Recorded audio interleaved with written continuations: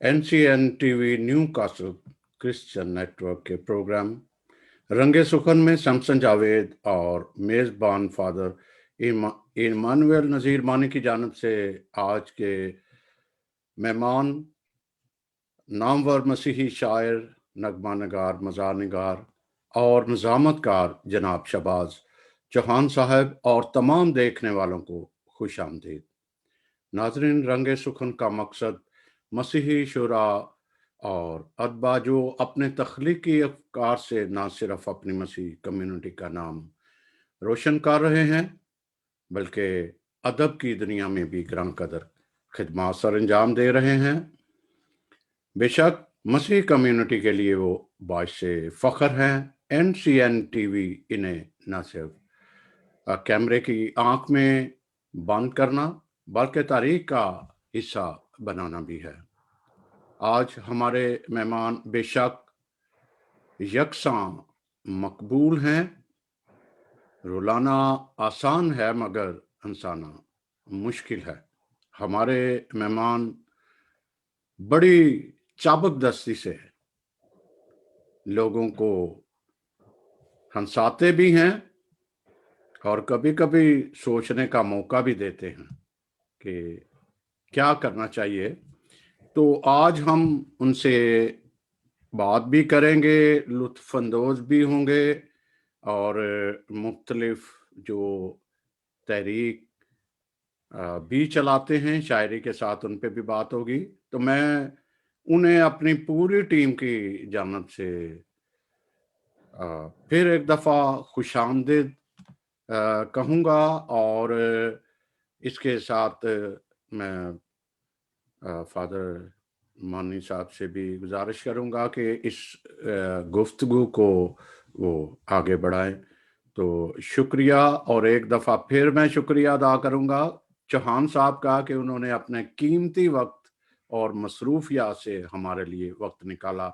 आपका हम नहायत ममनून और मशकूर हैं। Thank you. जी बहुत शुक्रिया सैमसन जावेद साहब और नाजरीन जितने लोग हमें सोशल मीडिया पे फॉलो कर रहे हैं। New castle Christian network UK आपको खुश आमदीद कहता है। और जैसा सैमसन जावेद साहब फरमा रहे थे, आज हमारे लिए बड़ी खुशी की बात है कि हमारे साथ शोहरत याफ्ता कौमी और बैन अल-अक़वामी और मुस्तनद शायर, नगमा निगार और मिज़ाह निगार और निज़ामतकार जनाब शहबाज चौहान जो हैं वो मौजूद हैं। वो किसी तारुफ के मोहताज नहीं है।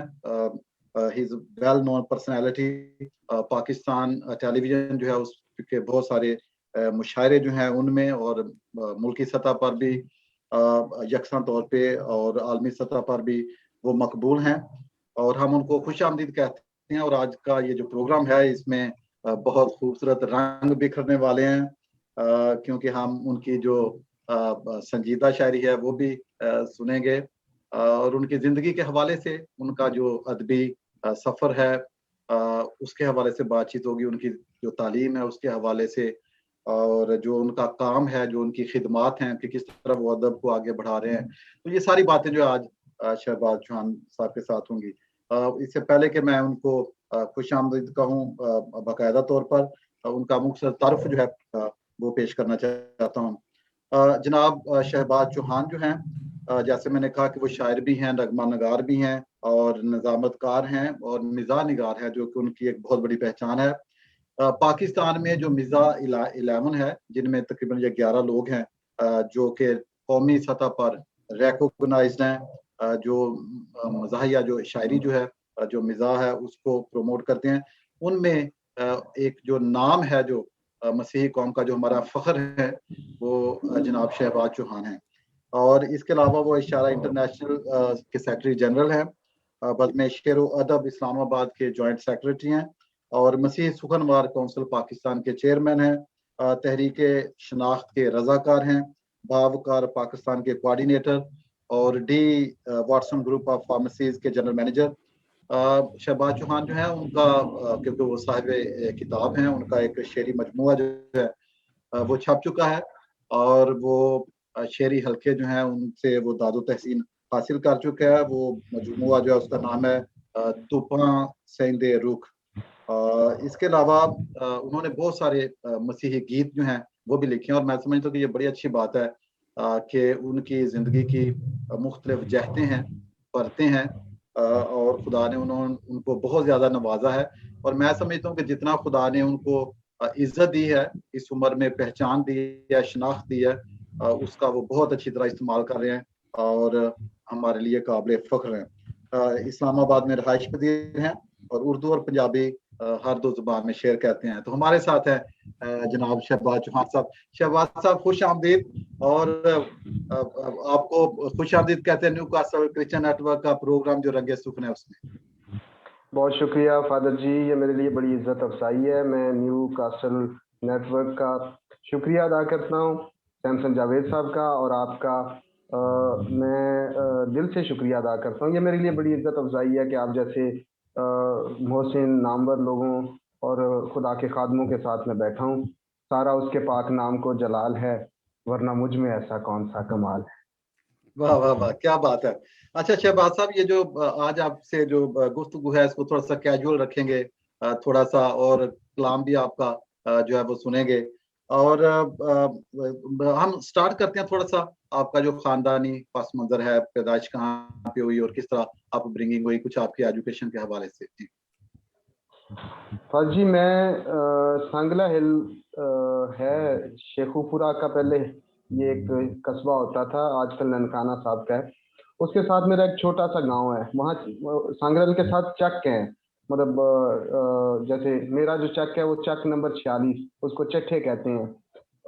मतलब वहाँ एक कैथोलिक मसीही खानदान से मेरा वास्ता है। घर में पढ़ने लिखने का कोई रिवाज नहीं था, तो मैं अपने खानदान से, बल्कि अपने गांव से शायद दूसरा लड़का था जो कॉलेज लाइफ तक गया। तो ये भी मैं खुदा का भी शुक्रिया अदा करता हूँ, अपने पेरेंट्स का शुक्रिया अदा करता हूँ कि जिन्होंने मेहनत मजदूरी करके तो मुझे पढ़ाया, और उसके साथ साथ मैंने भी एफर्ट की, और आज खुदा ने बहुत सारी जगहों पे मुझे सरफराजी बख्शी। और मैं समझता हूँ कि ये इसमें सारा क्रेडिट जो है खुदा ताला की ज़ात को और उसके बाद मेरे पेरेंट्स को जाता है, कि जिन्होंने मुझे मोटिवेट किया, जिन्होंने कभी मुझे किसी काम में बढ़ने से नहीं रोका। और वालिद साहब मजदूरी कर करके उन्होंने मेरे लिए ये सारी सहूलतें प्रोवाइड की, तो ये खुदावन का बड़ा शुक्र है। और वहाँ से मैं मतलब मिडल तो अपने गांव से किया, फिर मैट्रिक जो है Sangla school number government school number 1 से किया। फिर मैं जो इंटर है उसके लिए दाखिल हुआ गवर्नमेंट डिग्री कॉलेज सांगला में। थर्ड ईयर में था तो अब्बा जी ने कहा तो ब्याह हो गया, सारा नेटवर्क ही तबाह हो गया और शादी हुई। फिर मैं बसिलसिला रोजगार इस्लामाबाद आ गया। यहाँ आके मेरी एक यहाँ फार्मेसी है, वहाँ मेरी जॉब हुई, और उसी पे रहते हुए मैंने ये सारी अचीवमेंट्स की। और उसके साथ मैंने ओपन यूनिवर्सिटी में दाखिला लिया, और मेहनत भी करता था, साथ साथ अदब को भी वक्त देता था, और बड़ी तगोदौ की। मैं 12 घंटे मेरी नौकरी हुआ करती थी फादर जी, तो मैं 14 घंटे काम करता था, 2 घंटे में काम सीखने के लिए रुकता था फार्मेसी का। तो लेकिन वो जो मेरा जनरल मैनेजर था, उनकी मेहरबानी, वो मुझे उठा के तो कैश काउंटर पे बिठा देते थे। तो 2 घंटे मैं कैश काटता था, फिर मैं 2 घंटे और रुकता था। मैं डेली 16 घंटे काम करता था, और आज मैं इस डिपार्टमेंट में सीनियर तरीन पोजीशन पे हूँ। मैं ये जहाँ बैठा हुआ हूँ, इस डिपार्टमेंट का नाम है MTD, marketing training and development. तो अब मैं जो हमारी ब्रांचेज हैं अब माशाल्लाह पाकिस्तान में फैल रही हैं, तो स्टाफ को ट्रेन करता हूँ, मार्केटिंग की स्ट्रेटजीज बनाता हूँ, और कभी कोई मेरे लिए रोजगार का सबब था, तो आज खुदा के फजल से हम भी लोगों के लिए सहूलतकार हैं, लोगों के लिए आसानियां पैदा कर रहे हैं खुदा के फजल से। जी अच्छा शहबाज साहब, ये बड़ी अच्छी बात आपने की। एक तो मैं समझता हूँ कि वालिदैन जो है उनका बड़ा किरदार होता है हमारी जिंदगी में, और जिस तरह आपने जिक्र किया कि किस तरह उन्होंने मेहनत की आपके लिए, और मैं समझता हूँ कि आज जब वो आपको देखते हैं और वो बड़े खुश होते होंगे क्योंकि वालिदैन की एक बड़ी ख्वाहिश होती है कि बच्चे जो है वो कामयाब हों, इसीलिए वो कुर्बानी देते हैं, यही वालिदैन का काम है। और फिर आपने शादी का जिक्र किया तो आपने कहा नेटवर्क तो हो गया, वो नेटवर्क तो बड़ा होगा, ठीक है, क्योंकि शादी जो है उसमें नेटवर्क जो है उसमें इजाफा होता है, ठीक है। नहीं, वो जो मेरा देखिए, मैंने खुद ही कहा था कि लो जी आज से कुल सिरदर्दी खत्म हुई, रातों की आवारागर्दी खत्म हुई। हालांकि ऐसा नहीं था, मुझे घर से 6 बजे के बाद घर से बाहर रहने की इजाजत नहीं थी। ये भी जी, कुछ दिन पहले ना, दिसंबर में मैं गांव गया तो रात को वो हमारे घर में सिग्नल भी नहीं आते। माशाल्लाह, हम ये जो हमारा गांव है, जो हमारा शहर है, ये तारीख दान कहते हैं कि ये सिकंदर आजम के दौर का ये गांव है, ये शहर है। लेकिन आज भी वहाँ बुनियादी सहूलतों का फुकदान है। यहाँ से एक शख्स नून लीग के प्लेटफॉर्म से 3-4 दफा मिनिस्टर बन चुका है, लेकिन आज भी वहाँ टूटी सड़कें, कच्ची लारी आज भी है। तो मैंने खुद ही कहा था कि कब आई तब्दीली मेरे गांव में, टूटी सड़कें कच्ची लारी आज भी, कच्ची सड़कें टूटी लारी आज भी है। तो हमारे घर में सिग्नल नहीं आते हैं आज भी। और खुदा के फजल से वहाँ आज भी हमारे गांव में डिस्पेंसरी भी नहीं है, कोई डाक का सिलसिला भी नहीं है। तो मैं ना बाहर फोन सुनने के लिए गया तो घर के बाहर खेत हैं, तो रात 10 बजे का टाइम था सर्दियों का। तो मैंने पीछे देखा कि वाले साहब पीछे पीछे आ रहे हैं, तो मुझे कहते यार ये सुबह कॉल करना, अभी घर आ जाओ। तो मैं घर आया हूँ, तो आज भी मेरे बच्चे मेरा मजाक उड़ाते हैं कि आज भी इतने वालिद साहब से डरते हैं। तो ये एक्चुअली डर नहीं है, ये उनका एहतराम है। तो वो नेटवर्क ये था कि वो जो एक गैर शादीशुदा होने का जो एक अपना चाम है वो फिर नहीं रहता, फिर आप रिस्पॉन्सिबिलिटीज और उसमें लग जाते हैं। और मैंने तो बड़ी मेहनत की और बड़ी रिस्पॉन्सिबिलिटीज निभाई, और आज भी अभी भी आपने जो तारुफ में कहा, मैं इतनी सारी तंजीमों के साथ मुंसलिक हूँ, पॉलिटिकल और सोशल एक्टिविटीज कर रहा हूँ, शायरी कर रहा हूँ, बच्चे पढ़ा रहा हूँ, घर चला रहा हूँ। तो ये सारी उसकी हिम्मत दी हुई है और ये सारा उसका फजल है। जी, जी। अच्छा, चौहान साहब, शहबाज मैं जी, फादर जी चौहान साहब से एक बात पूछना चाह रहा हूँ, क्योंकि वो बच्चे कहते हैं ना आज भी आप अपने वालिद साहब से डरते हैं। तो मज़ार निगारी के लिए जिस तरह वो बड़े सीनियर मज़ार निगार हैं, कहते हैं ए अब्बा तू नहीं ए अब्बा तू कित्थों लब्बा है, कभी ऐसा हाँ, तो नहीं हुआ कभी? ऐसा अब्बा कहाँ से लब्बा था, ये खालिद ऐसा मसीह अब्बा का। तूने कहाँ से लब्बा था? तो अच्छा, अच्छा। चलें, बात को आगे बढ़ाते हैं। शहबाज साहब, ये थोड़ा सा जिक्र करते हैं खासतौर पे जो अदब के रंग है आप में, ये थोड़ा सिलसिला कैसे शुरू हुआ, जो शायरी की तरफ आपका रुझान और खासतौर पे जो मिजाह है, ये आपकी पहचान है, और इसकी तरफ आप कैसे आए खानदान में, और कुछ कोई ऐसे पहले कोई अदब की तरफ मायल था, तो थोड़ा सा जिक्र कीजिए। फादर जी, मैं कह रहा हूँ कि मेरे घर में तो पढ़ने लिखने वाला ही कोई नहीं था। मोहल्ले में यानी अपने गांव में भी क्रिश्चियन बच्चों में मैं शायद दूसरा तीसरा लड़का था जो कॉलेज लाइफ तक गया। खत पढ़ने वाले नहीं होते थे हमारे यहाँ। तो मौका ऐसे मिलता रहा कि जैसे हम चर्चेज में गीत गाते हैं, तो उस वक्त बनी बनाई तर्जों पे गीत कहे जाते थे, गाए जाते थे। अदब तो खैर हमें, आपको पता है, शायरी तो पैदा होते ही हमें सुनने और पढ़ने को मिल जाती है चर्च की बदौलत। तो गीत और सोच में तो था शेर क्या होता है, शायरी क्या होती है। लेकिन फिर खुला तब जब मैंने लोगों में उठना बैठना शुरू किया, जब मैंने असातिज़ा को पढ़ना शुरू किया। देखें, शायरी का इस कदर जुनून होता था कि मैं मैथ के जो क्वेश्चन होते थे उनमें भी शेर डाल आया करता था। दो मनफियों की ज़रब से मुस्बत मुराद है। तो मैंने कोई ऐसा मौका नहीं जाने दिया जहां मैंने शायरी को साथ अपने अटैच नहीं किया। मेरा वाइवा हो रहा था, तो जो वो वाइवा लेने वाले थे उन्होंने पूछा कि मतलब कुछ बताएं, तो मेरा टीचर मेरा तारुफ करवा रहा है, ये हमारा शायर है जी। तो उन्होंने कहा जी कुछ शेर सुनाए, तो मैंने इकबाल, गालिब, इस तरह के शेर सुनाए ना। तो नहीं नहीं उंज दे सुना ना, नहीं उंज ते किंज सर जिमें जिन्ना उत्तो काला है इन्ना विचों सड़िया होया है। ते इन्हें बाहर जाके पटाखन लग पैना है। तो मेरे एक दोस्त ने कहा था कि शायर बनता नहीं है, शायर पैदा होता है।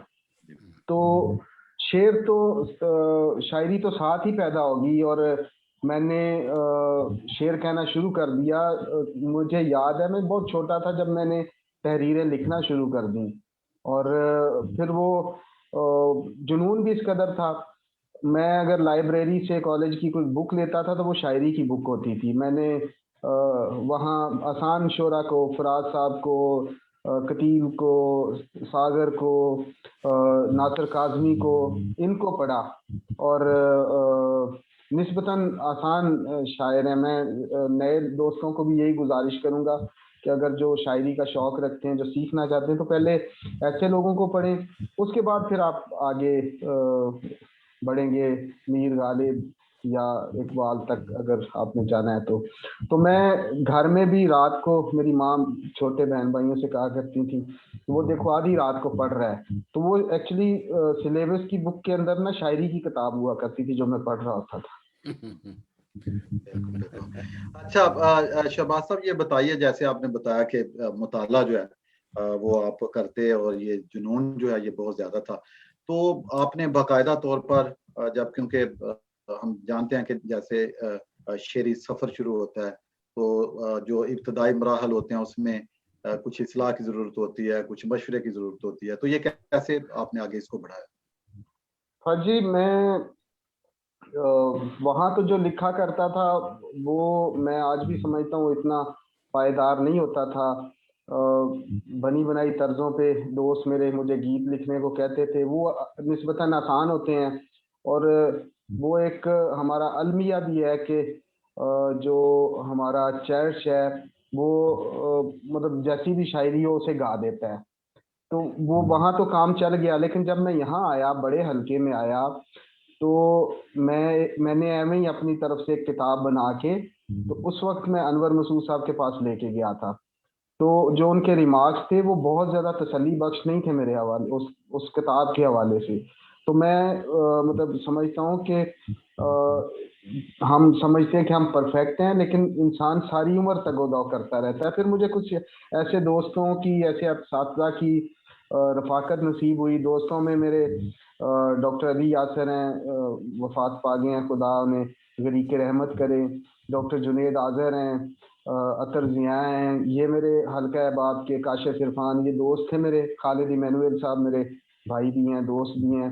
इनसे मैं मशवरा किया करता था। और एक शख्स जिसने मुझे बड़ी मोहब्बत भी दी और बहुत कुछ सिखाने में भी किरदार अदा किया, अख्तर शेख साहब थे, वफात पा गए हैं। जब मैंने एक पहला मुशायरा पढ़ के आया, और जिसको मुशायरा लूटना कहते हैं ना, वो मैं करके आया। वो एक यहाँ टेक्सला में एक मुशायरा था, वाह टेक्सला में। तो उस शख्स ने शहर में आके ढिंढोरा पीटना शुरू कर दिया कि वो मेरा शागिर्द मुशायरा लूट के आ गया। हालांकि उस वक्त मुझे इतनी समझ भी नहीं होती थी, लेकिन वो कुछ ना कुछ था कलम में, मैं समझता हूँ। मुझे खुदा ने बड़े मौके दिए फादर जी, और मैंने उनको उन मौक़ों से फ़ायदा उठाया। मैंने उस दौर में फराज साहब, फ़तेह मोहम्मद मलिक साहब, ऐसे लोगों की कुर्बत में बैठा जब मैं वाकई, बल्कि मैंने निज़ामत की ऐसे असातिज़ा के करीब बैठ के। सैयद साकिब अकबर साहब हैं, हमारे दोस्त हैं, अहले तशरीह हैं। उनकी बड़ी मोहब्बत रही मुझ पे, दस्ते शफ़क़त रहा। वो ऐसी बहुत सारी महफ़िलें अरेंज करते थे और उनमें कई दफ़ा मुझे भी मौका मिलता था, और बल्कि मैंने उनकी महफ़िलों की निज़ामत की, और उस वक़्त वाक़ई मुझे नहीं पता होता था। और फिर वक़्त के साथ-साथ ये जो मेरी अदबी तंज़ीमें हैं जिनसे मैं मुंसलिक हूँ, इन्होंने मेरी ग्रूमिंग में बड़ा रोल प्ले किया। मैं समझता हूँ कि ये जो कुछ भी है ना, इसके लिए आपको आपका मुताला, असातिज़ा की कुर्बत, जब तक आप लोगों को, बड़े लोगों को पढ़ेंगे नहीं, सुनेंगे नहीं, आप अच्छा शेर नहीं कह सकते। क्योंकि हमारे यहाँ तो ये होता है जी, ये रात को उतार हुआ है और साथ ही इसकी कंपोजिशन भी आ गई है, और जिस पे मैं अक्सर कुड़ता भी रहता हूँ। और लेकिन फिलहाल तो अभी ये सफ़र, ये जो कुड़ने का सफ़र है, ये किसी मंजिल तक नहीं पहुंचा, लेकिन खुदा करेगा। क्योंकि ये जो मसीही सुखनवर मैंने बनाई थी, इसके पीछे जो मोटो था वो यही था कि मैंने क्रिश्चियन राइटर्स की इस्लाह करनी है।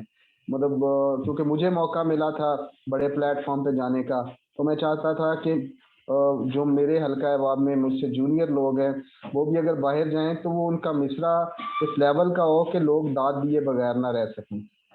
जी। अच्छा शहबाज साहब, ये एक तो बड़ी अच्छी बात है जो आपने कहा कि खुदा ने आपको बड़ा प्लेटफॉर्म अता किया।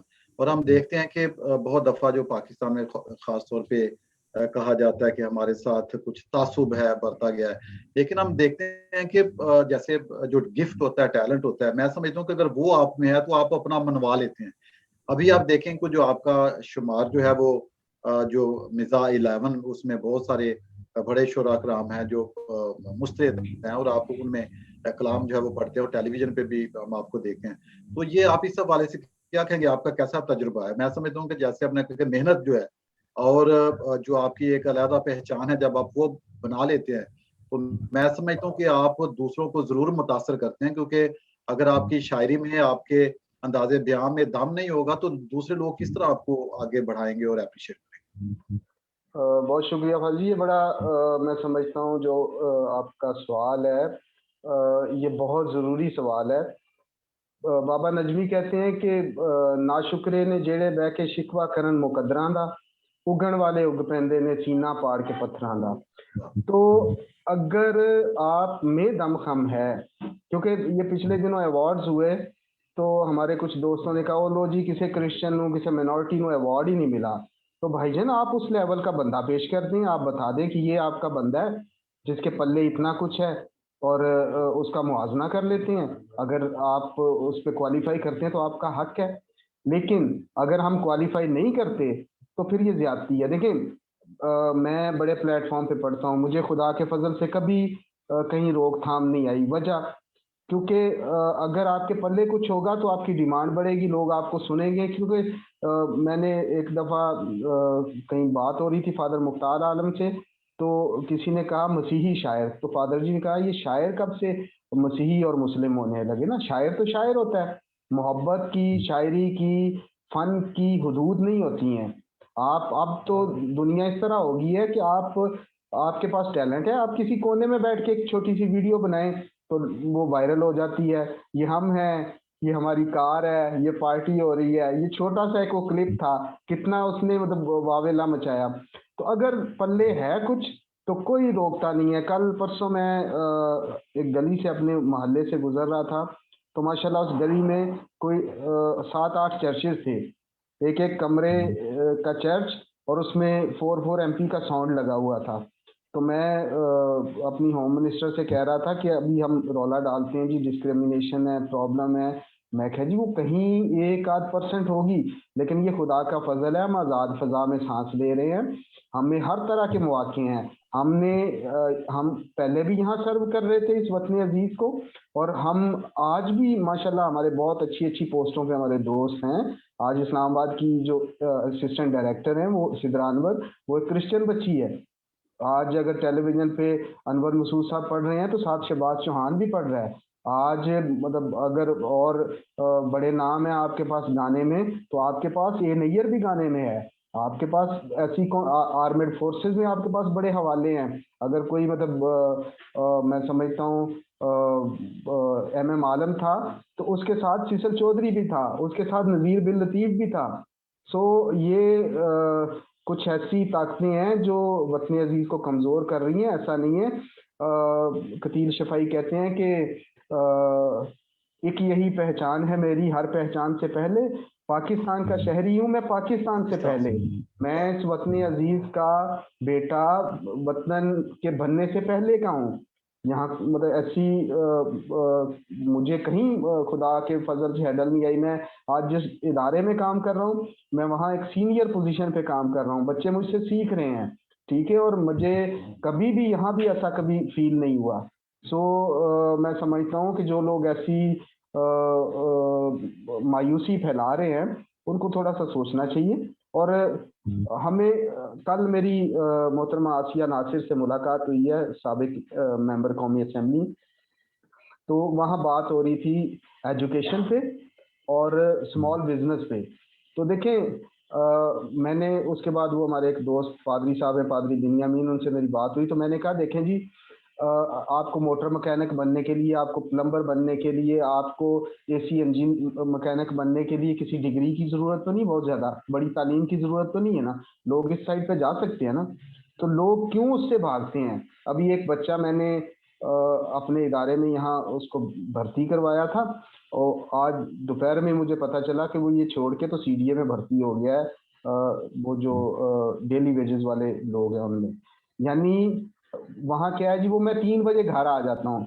भाईजान, आप मुश्किल उठाएंगे तो ही आप कुछ बनेंगे। मैंने आपसे अर्ज किया ना, मैं 16 घंटे काम किया करता था, तो आज मैं यहाँ बैठ के लोगों को सिखा भी इसीलिए रहा हूँ।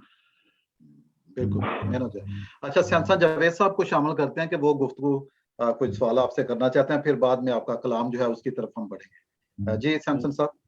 मैं इनकी बातों से बड़ा मुतासर हुआ हूँ, स्पेशल जो मनफी रुझानात को फैलाने के हवाले से है।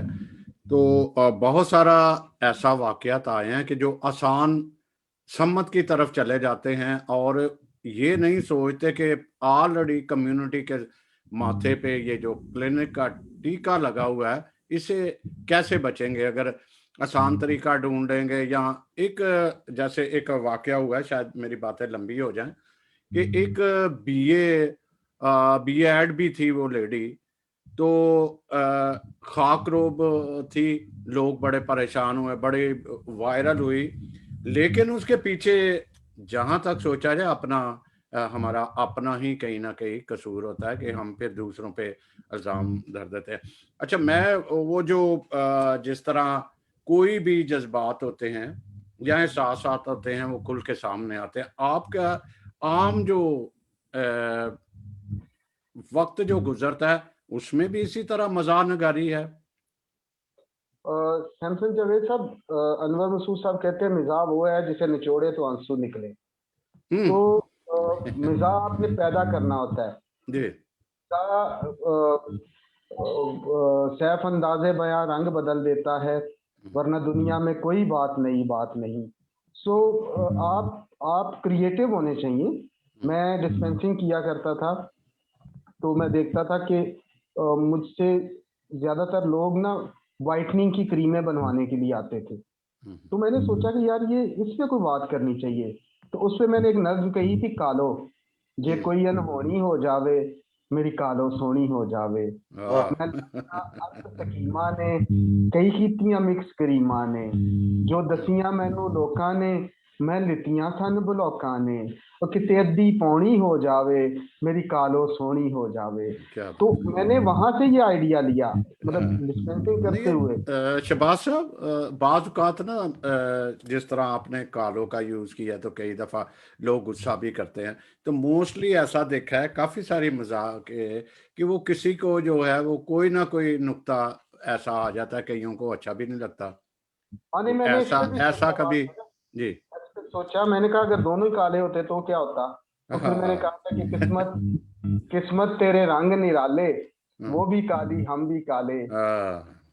उन दिनों रिश्ते चांद तलक नहीं होते, कुछ तारों के फलक नहीं होते, सभी शोएब मलिक नहीं होते, सारे कहाँ मुकद्दर वाले, वो भी काली हम भी काले। तो ये तो खैर मिजाज क्रिएट करने की, और इसको एंटरटेनमेंट में लेना चाहिए, क्योंकि इस पे बहुत सारे दोस्त सीरियस भी हो जाते हैं। पिछले दिनों मैंने एक जगह पे ये मेरी वीडियो पोस्ट हुई थी, उस पे देखा कि बहुत सारे लोग इसको ना तनकीदी नजर से देख रहे थे। तो मिजाज कुछ आपको एंटरटेन भी करता है। इसकी आखिरी जो बंद है ना, वो बड़ा मजे का है कि वो गोरी है या काली है, पर लाजा शर्मा वाली है, शहबाज चौहान ने दसिया है, रंगां दे विच की रखिया है, सूरत मनमोहनी हो जावे, जे कालो सोनी हो जावे।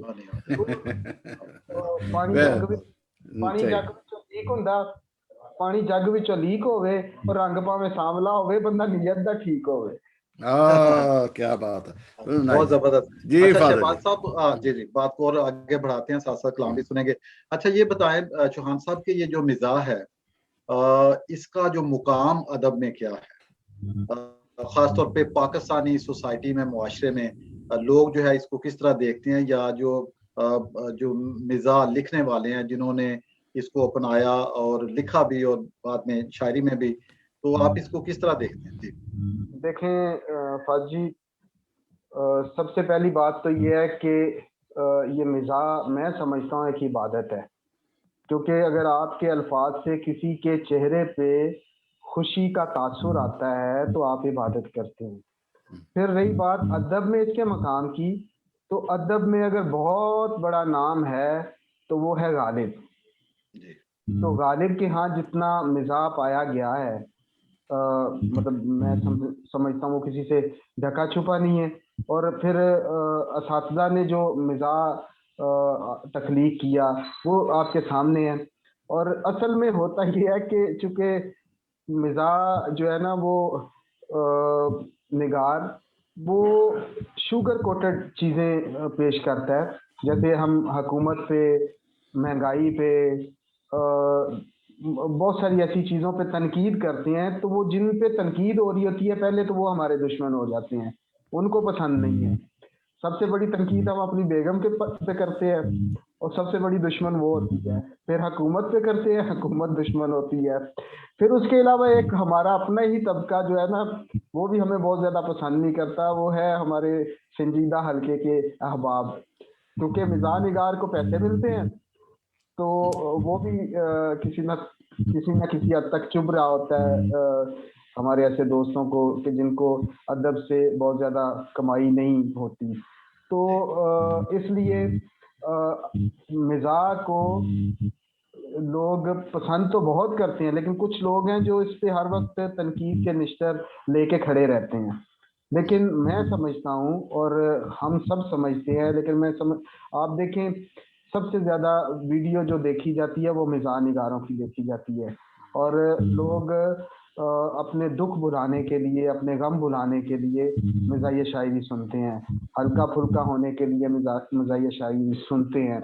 और इसमें कोई दो राय नहीं है कि लोग पसंद करते हैं, लोग पसंद करते हैं। तो चूंकि ये मुश्किल काम है, लोग इसमें पंगा नहीं ले सकते। आप एक आध नज्म तो कह सकते हैं, लेकिन आप तसलसल से मिजाज निगारी करें ये बड़ा मुश्किल है।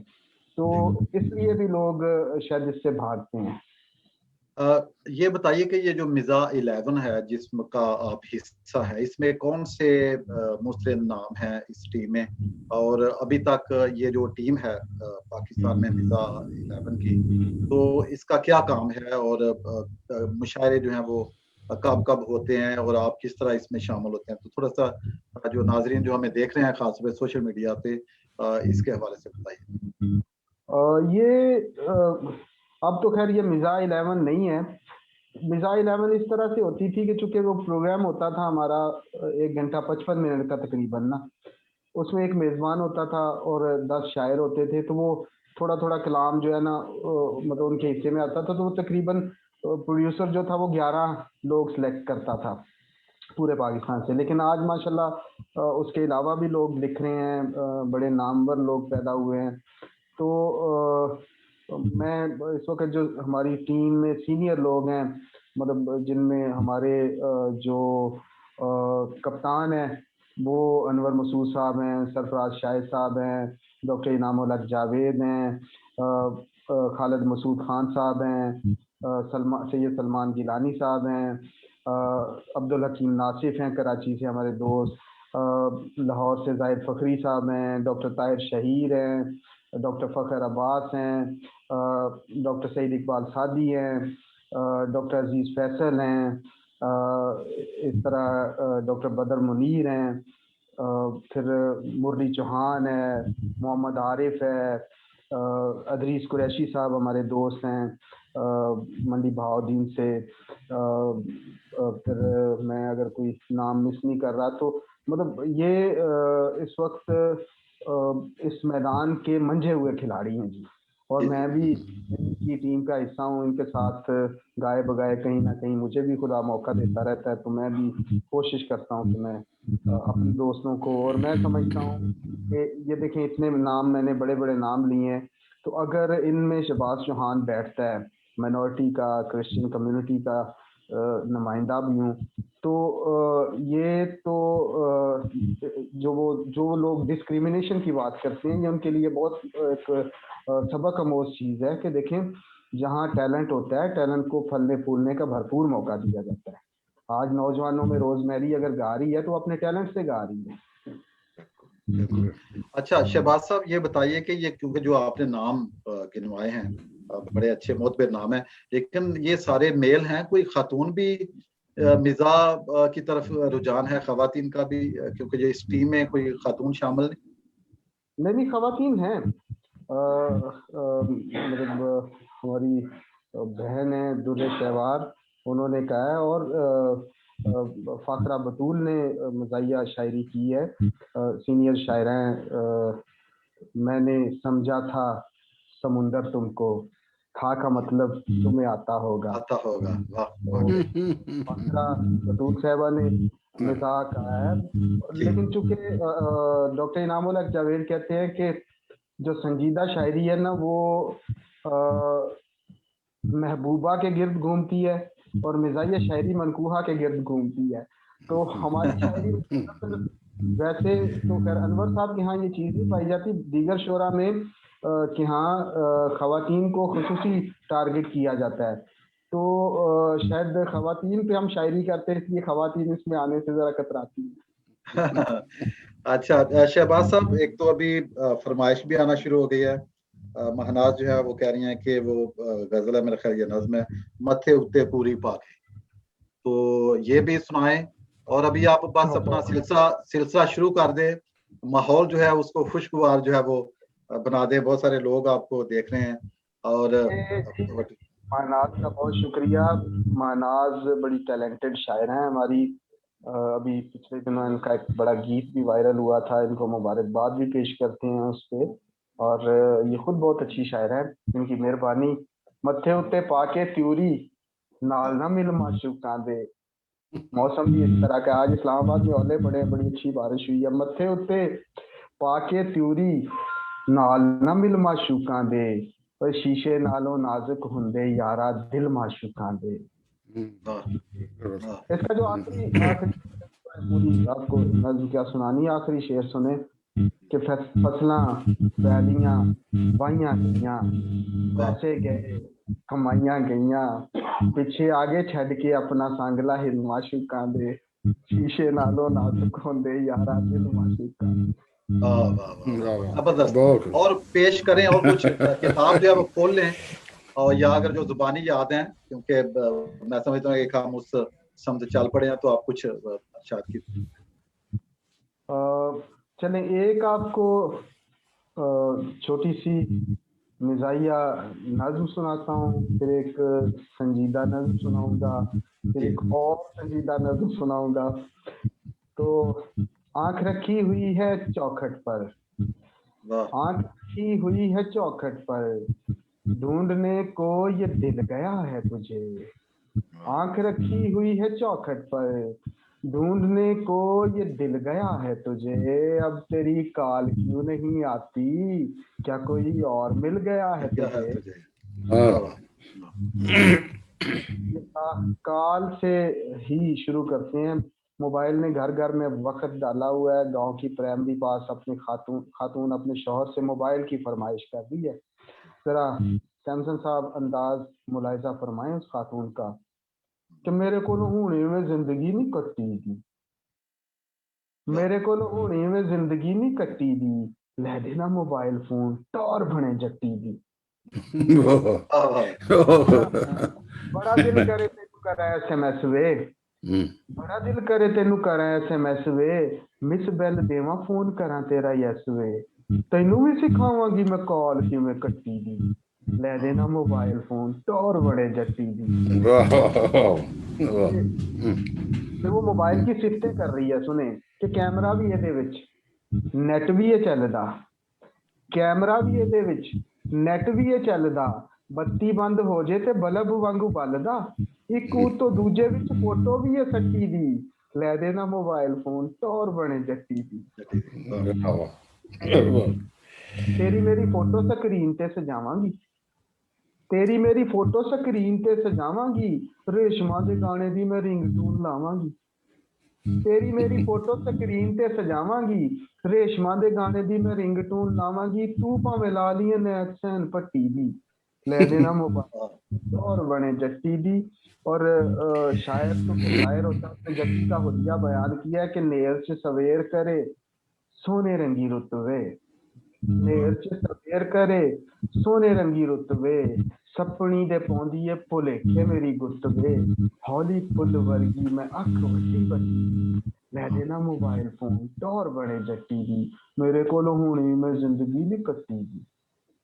बहुत खूब, बहुत खूब। अच्छा शहबाज साहब, एक आपकी नज्म है मेरा ख्याल है दुपट्टिया, जावेद दुपट्टिया या ऐसे करके। जी मैं आपको, मेरा मूड है, ये मेरी किताब है जी तूफान सेंधे रुख, 2016 में आई थी, और खुदा करेगा कि इस साल मेरा इरादा है कि एक दो मेरी बुक्स हैं जो अभी पाइपलाइन में है, अगर वो आ जाएं तो।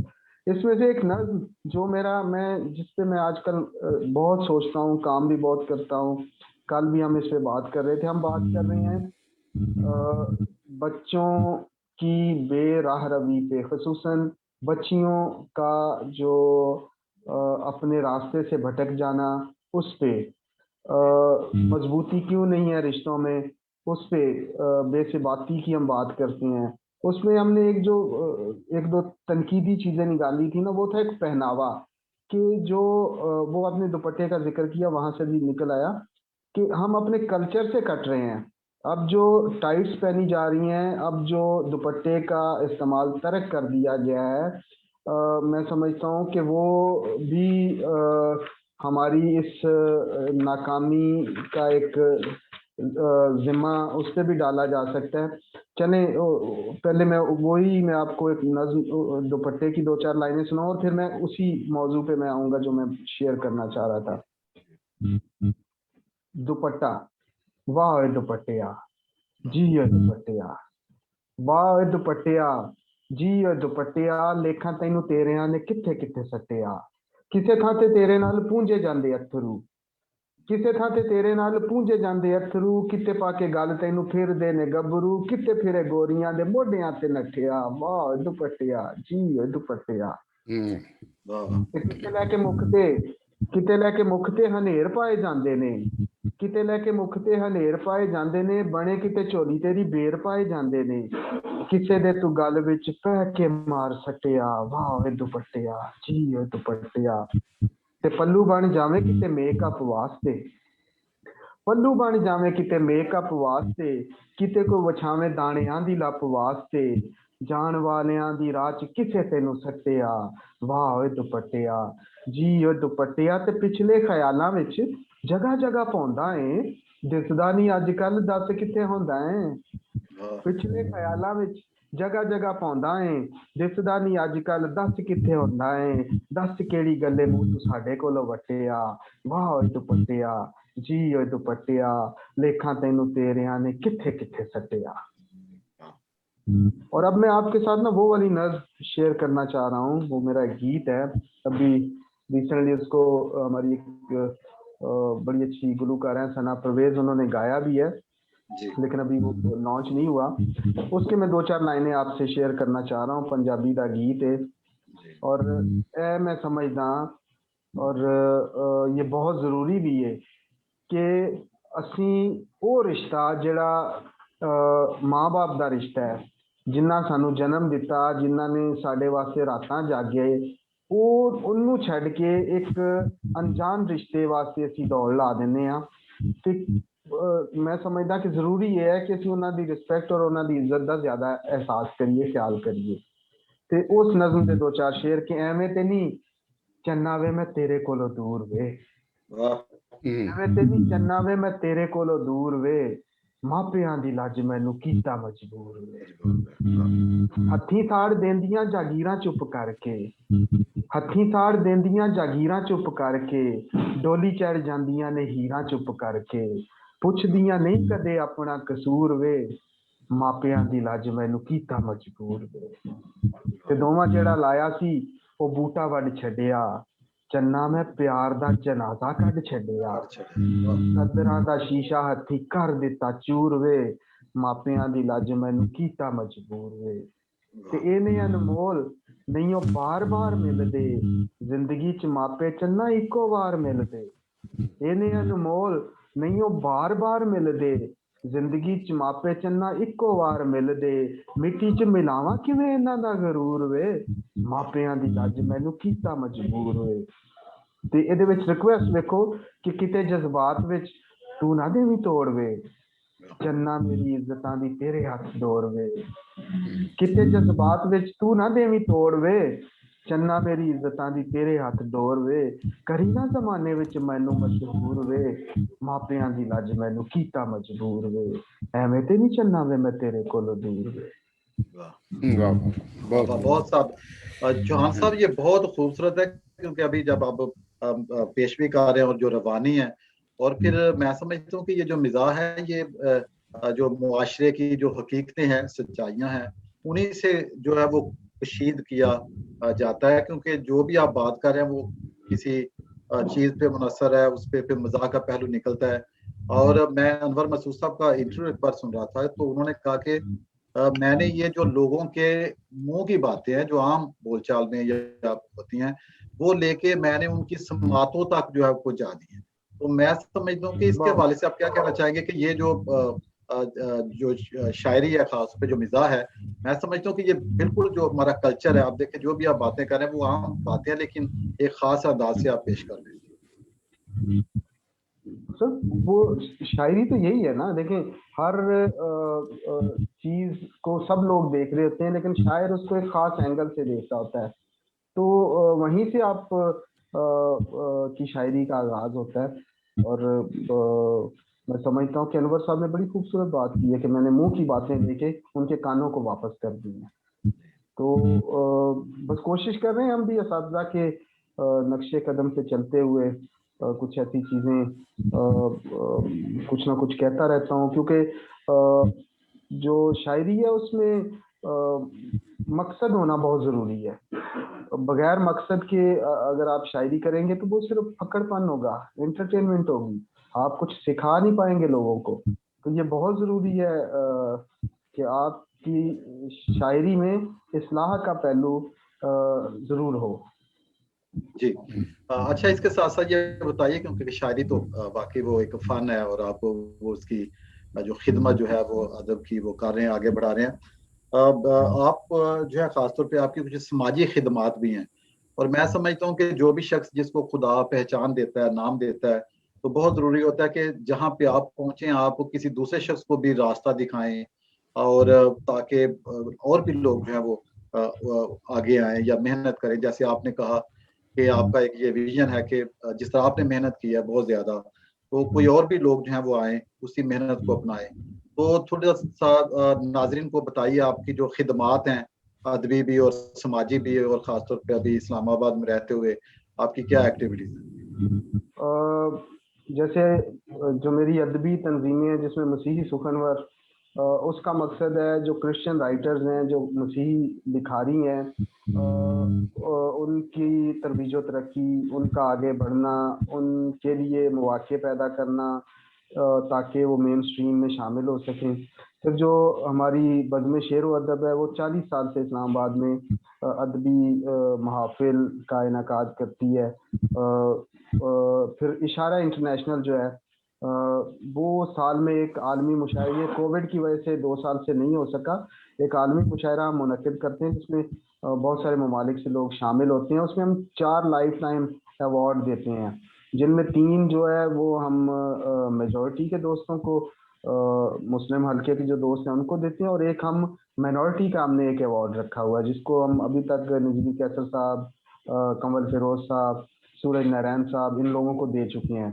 क्योंकि ये हमारी 4 दोस्तों की तंजीम है, 3 मेरे दोस्त जो हैं वो मुस्लिम है और एक क्रिश्चियन है, तो मैंने वहाँ भी मतलब हमने उस तंजीम में भी देखें कितना खूबसूरती का एक पहलू निकाला है, और ये यगानगत और हम आहंगी का पहलू है, और ये उन लोगों के लिए एक बहुत बड़ा सबक है जिनको जो मतलब नफरत की बात करते हैं, जो तासुब की बात करते हैं, जो अलग होने की बात करते हैं। आजकल मैं सॉरी वो इसके साथ ही अटैच हो गया, आजम महराज साहब के साथ हम बात कर रहे हैं दोहरे वोट की ना। तो कुछ लोग बात करते हैं जी जुदागाना इलेक्शन होना चाहिए, ये हम पहले आजमा चुके हैं। जो हमारा मखलूत है वो भी हम देख चुके हैं। तो जब हम बात करते हैं ना दोहरे वोट की, तो हम कहते हैं जैसे बल्दिया के सिस्टम में आप एक वोट चेयरमैन को देते हैं, बाकी जनरल काउंसलर्स को देते हैं, और एक आप अपने अकलियती काउंसलर को वोट देते हैं। तो अगर कोशिश करके आप यही वाला निज़ाम जो है वो जनरल इलेक्शन में मांग रहे हैं रिक्वेस्ट करके, और आपके लिए ये सहूलत दे दी जाए, तो आप अपने नुमाइंदे खुद मुंतखब करें। और अगर आप कहें कि मैं अपने नुमाइंदे मुंतखब करूं, मुसलमान दोस्त अपने नुमाइंदे मुंतखब करें, तो भाईजान आज जब आपको तकलीफ होती है तो वो जो दोस्त आपके साथ आके खड़े हो जाते हैं, क्योंकि वो आपने उनको वोट दिया हुआ है, तो कल को जब आप उनको वोट नहीं देंगे तो फिर आपका उन पे हक भी नहीं रहेगा। सो ये दोनों जरूरी है। आपकी जो आपकी कौमी सतह की जो शनाख्त है वो भी, और आपकी मजहबी शनाख्त जो है ये भी मुतासर नहीं होनी चाहिए। तो मैं उन दोस्तों से भी रिक्वेस्ट करूंगा कि वो भी इसको इस एंगल से देखें, क्योंकि हम भी यही चाह रहे हैं कि सिलेक्शन नहीं इलेक्शन होना चाहिए, लेकिन उसके साथ हमें बिल्कुल कटना नहीं चाहिए अपनी मेन स्ट्रीम से। और इशारा इंटरनेशनल में भी मैंने आपको बताया कि हम कोशिश करते हैं कि जो हमारे गैर मुस्लिम बहन भाई लिखने वाले हैं उनको भी हम मौके देते हैं। इसमें बहुत सारे हमारे अहबाब जो हैं उन्होंने इसमें इन मुशायरों में शिरकत की है, और मेरे लिए ये बड़ी इज्जत अफजाई है। डॉक्टर आदिल अमीन साहब हमारे उस्ताद दोस्त भी हैं, और उन्होंने मुशायरे ये पढ़े हुए हैं। प्रोफेसर फ़खर लाला है, उन्होंने पढ़े हुए हैं। इस्लामाबाद के जो दोस्त हैं वो तो इन तंजीमों का वैसे ही हिस्सा है ना, यहाँ पे मनाज हैं, खालिद इमानुएल साहब हैं, दीगर जितने भी मेरे दोस्त हैं। मतलब जहाँ मैं होता हूँ वहाँ वो होते हैं, जहाँ वो होते हैं वहाँ मैं होता हूँ, क्योंकि खुदा के फजल से ये मोहब्बत और यूनिटी यहाँ बहुत ज़्यादा है, जो दीगर जगहों पे मैं समझता हूँ फुकदान पाया जाता है। फिर बात करते हैं बावकार पाकिस्तान की। ये हमारी एक समाजी राब्ते की तंजीम है, जिसके प्लेटफॉर्म से हमने बड़े बड़े ये एक्चुअली इसके जो चेयरमैन हैं वो जफर बख्तावरी साहब के बेटे हैं, वकार बख्तावरी, जो डायरेक्टर हैं डी वॉटसन के ना। और उनकी की जानिब से सिर्फ क्रिश्चियन कम्युनिटी के लिए इस तंजीम का इनकाद किया गया, और आज ये इसके प्लेटफॉर्म से हमने अवार्ड शोज भी किए हैं, जिसमें क्रिश्चियन कम्युनिटी के डिफरेंट शोबों में खिदमात सर अंजाम देने वाले लोगों को हमने अवार्ड्स दिए इस प्लेटफॉर्म से। और ये मैं समझता था कि पहली दफ़ा किसी एक प्लेटफॉर्म से इतने सारे लोगों को हमने यहाँ इस्लामाबाद में इकट्ठा किया था। और खुदा का शुक्र है क्या वो रवायत चल पड़ी है, लोग अपने लोगों को सराहते हैं, क्योंकि हमने इसमें एजुकेशन के शोबे को टच किया, हेल्थ के शोबे को टच किया, आर्मेड फोर्सेस को देखा हमने, पॉलिटिकल लोगों को इसमें ओबलाइज किया, बिजनेसमैनों को ओबलाइज किया, शायरों और फनकारों को सराहा, और भी दीगर शोबों हेल्थ के शोबे को हमने टच किया। तो ये बावकार पाकिस्तान की ये खूबी है, और मेरे लिए ये इज्जत अफजाई है कि मैं उसका हिस्सा हूँ। उसके प्लेटफॉर्म से बहुत सारे चर्चेज बने हैं, उसके प्लेटफॉर्म से गरीब और ज़रूरतमंद लोगों को रोज़गार भी दिया जाता है। हम ऐसे लोगों को, नादारों को राशन भी उसके प्लेटफॉर्म से हमने प्रोवाइड किया, बहुत सारे मेडिकल कैंप्स हमने उस प्लेटफॉर्म से लगाए। तो ये मेरी समाजी खिदमात हैं बावकार पाकिस्तान के प्लेटफॉर्म से, और मेरी अपनी जो पर्सनल कैपेसिटी है उसमें रहते हुए। और फिर आ जाते हैं तहरीक शनाख्त पे। ये आप सब जानते हैं, आज़म महराज साहब के साथ हम मिलके, आज़म महराज एक बड़े कोनामश किस्म के लिखारी हैं, और बड़े हमदर्द और बड़ा पैशन रखने वाले हमारे रहनुमा हैं, जिनका ख्वाब है कि ये जो धरती के बच्चे हैं, ये जो आज महरूमियों का शिकार हैं, पहले तो उन्होंने इनकी महरूमियां ढूंढी, वजह ढूंढी, और फिर उसका हल निकाला उन्होंने। क्योंकि कोई भी फर्द या मुआशरा किसी ऐसी सोसाइटी में आप ग्रो नहीं कर सकते जहां जिसको आप अपना ही ना मानते हो। ये कुछ लोग जो मिनोरिटीज को या क्रिश्चियंस को कहते हैं कि तुसी निकल जाओ तो ते मुल्क ही नहीं है, और हमारे भी भोले भाले मतलब साईं लोग कुछ दोस्त समझते हैं कि गोरा जड़ा वो साडे मामे का पुत्र है, तो इत्थे साडा कोई वास्ता नहीं है, जबकि ये वतन उतना ही हमारा है जितना किसी और का। तो पहले हमें इस वतन की खैर मांगनी चाहिए, और जो हम मांगते हैं खुदा के फजल से आप भी देखते हैं इन दिनों भी कोविड के डेज में जितनी दुआएं चर्चेज में की जाती हैं, खैरें मांगी जाती हैं, वो किसी और प्लेटफॉर्म से नहीं होती हैं। तो उस प्लेटफॉर्म से हम कोशिश करते रहते हैं कि जो मसीहों की खिदमात हैं डिफरेंट शोबों में उनको उजागर किया जाए, उस पर बात की जाए, लोगों का मोराल बुलंद किया जाए। और उसके लिए आज़म मेराज ने, आपको पता है, बहुत सारी किताबें भी लिखी हैं, और गाए बगाए हम दोस्तों से शेयर भी करते रहते हैं। और मैं भी उन तहरीक पे कुछ ना कुछ लिखता रहता हूँ। पिछले दिनों एक नज़्मा बड़ा दोस्तों ने इसको सुना और सराहा था, है वतन, है वतन, चाहतों के चमन, तुझ पे कुर्बान हो मेरा तन मेरा मन, तुझ पे जितना हक है और का, मैं भी उतना ही तुझसे तलबगार हूँ, और जितनी कोई तेरी चाहत करे उससे ज्यादा ही तेरा वफादार हूँ। मेरे अजदाद ने जब जरूरत पड़ी थे निछावर किए तुझ पे अपने बदन, है वतन, है वतन, चाहतों के चमन, तुझ पे कुर्बान हो मेरा तन मेरा मन। हमको तालीम का ये जो जेवर मिला, ये जो शोबाए तिब में तरक्की हुई, ये भी उन्हीं की मरहूने मिन्नत हुई जो गिने ना गए जब भी गिनती हुई। आज तू भी उन्हें भूल बैठा है क्यों, कल तलक थे यहाँ पे जो रंगे चमन, है वतन, है वतन, चाहतों के चमन, तुझ पे कुर्बान हो मेरा तन मेरा मन। ये मिडल कोट और बिल ये सिसल चौधरी और हरी सिंह जैसे तेरे खैर खा, एसपी सिंघा के बारे में हमको बता, किस तरह से निभाई थी उसने वफा। कुछ करो श्रीमंडल का भी तज़करा, वो भी था एक सुना है मुहिब्बे वतन, है वतन, है वतन, चाहतों के चमन, तुझ पे कुर्बान हो मेरा तन मेरा मन। और सकाफत के मैदान अदब का कोई मेरे नैयर लुटाते हैं अपनी ज़िया, आलमे अफ्तरी में सुरों से यहाँ बन रहे हैं सबब राहतों का रजा। तेरे शाहबाज कैसर ये सूरज तेरे छू रहे हैं वो देख आसमाने सुखन, है वतन, है वतन, चाहतों के चमन, तुझ पे कुर्बान हो मेरा तन मेरा मन। वाह वाह जी वाह। मैं पूछना चाहूँगा कि क्योंकि तहरीक शनाख्त की बात हुई, फिर एक बड़ा नारा जो दोहरे वोट का नारे का आया, और चूंकि मेरा ज़्यादातर ताल्लुक सियासत से होता है, अदब से फादर मानी साहब का है, तो मैं एक सवाल आया क्योंकि लोग फिर बाद में कहेंगे भी कि ऐसी बात हुई तो क्यों नहीं आपने बोला। ये दोहरे वोट का एक कॉन्सेप्ट हमें मिला था मुशर्रफ के दौर में। बल्दियाती इलेक्शन में हमने एक वोट दिया था मुस्लिम को, एक क्रिश्चियन कैंडिडेट को, जो काउंसलर को दिया था।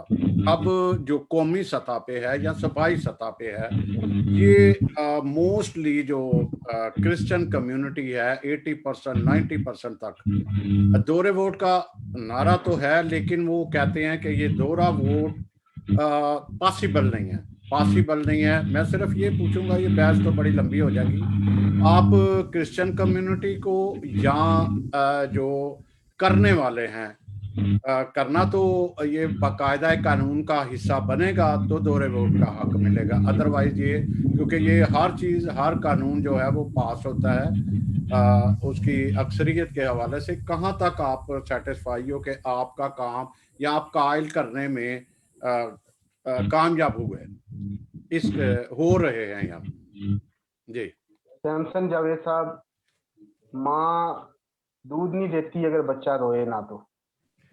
अगर नहीं, आवाज मेरी आ रही यहाँ पे सवाल ऐसा है आवाज क्योंकि आवाज काफी अच्छा जी, माँ दूध नहीं देती अगर बच्चा रोए। जी, अगर अगर आप समझते हैं कि ये मुतालबा ठीक है, और रही बात लॉ की, तो आपने कल भी असेंबली में देखा कि एक बिल फॉरवर्ड किया गया, ठीक है, किसी भी काम के लिए, ठीक है। तो तब्दीलियां रोजाना होती हैं। अगर इन महरूमों के लिए, इन लाचारों के लिए अगर थोड़ी सी तब्दीली अगर कानून में कर दी जाएगी, तो इनकी भी बका है उसमें, और पाकिस्तान की भी उसमें खैर है। सो अगर बल्दियाती निज़ाम में आपने ये देखा, और आपने देखा कि वो जो बल्दिया का चेयरमैन है वो आपके घर में आया, आके रिक्वेस्ट की, वोट मांगा। अब जब आपको प्रॉब्लम होती है तो वो आपके साथ खड़ा होता है। तो अगर कौमी सतह पे भी इसको इम्प्लीमेंट कर दिया जाएगा तो मैं समझता हूँ कि उसमें भी ऐसी ही वो फिर वो जो चीज़ें थी वो ख़त्म हो जाएंगी। वो जो हमें गिले हैं कि हमारे नाम पे जो वहाँ बैठा हुआ है वो बोलता नहीं है। तो रही बात कि वो पॉसिबल नहीं है, everything is possible in this world, सब कुछ हो सकता है इस नहीं, दुनिया में। मैं ना चौहान साहब, एक मिनट मैं बात करना चाहता। हामिद नासिर चट्टा ने खुद कहा था कि हमारे पास एक वोट है, वोट का हक है, हम इनको कैसे दो वोट का हक दे दें। उसके बाद भी कई ऐसे वाकया हो गए कि भाई ये कश्मीरियों का अगर एग्जाम्पल देते हैं तो वो कहते हैं कि वो जो है स्टेक होल्डर नहीं है, वो स्टेक होल्डर नहीं है, इसलिए उनके पास इस तरह का राइट है। लेकिन ये सियासी बातें इस वक्त मेरा ख्याल जी है बहुत बिल्कुल, जायज है। मैं भी यही सोच रहा था हाँ कि हाँ अफ्तारी का भी टाइम हो गया है, तो हाँ जी, हाँ जी, बिल्कुल। जी और शहबाज साहब, क्योंकि हमारा जो टाइम जो है वो भी आगे बढ़ रहा है, तकरीबन 1 घंटा जो तकरीबन होने को है, तो मैं चाहूंगा कि अगर आप इस वक्त कुछ अपना संजीदा कलाम जो है, मिजाज तो आपकी पहचान है, अगर कोई एक गजल जो है वो सुनाना चाहते हैं या नज्म कोई पेश करना चाहते हैं, और उसके बाद फिर हम मेरा इख्तिताम ख्याल है करेंगे। बहुत हो गया। फराज का वो चले। शेर पढ़, और उसके बाद मैं आपसे इजाजत चाहूंगा कि शिकवाए जुल्मत शब से तो कहीं बेहतर था, वाह। अपने की कोई शम्मा जलाते जाते। मेरे दोस्तों ने आवाज उठाई, हमने दरखास्त की, दोस्तों को अगर समझ आएगी वेल एंड गुड, वरना फिर जैसे जी रहे हैं वो तो जीना ही है। जिंदगी ज्यादा से ज्यादा गुजार ली है, अब पता नहीं इतनी बाकी है भी कि नहीं।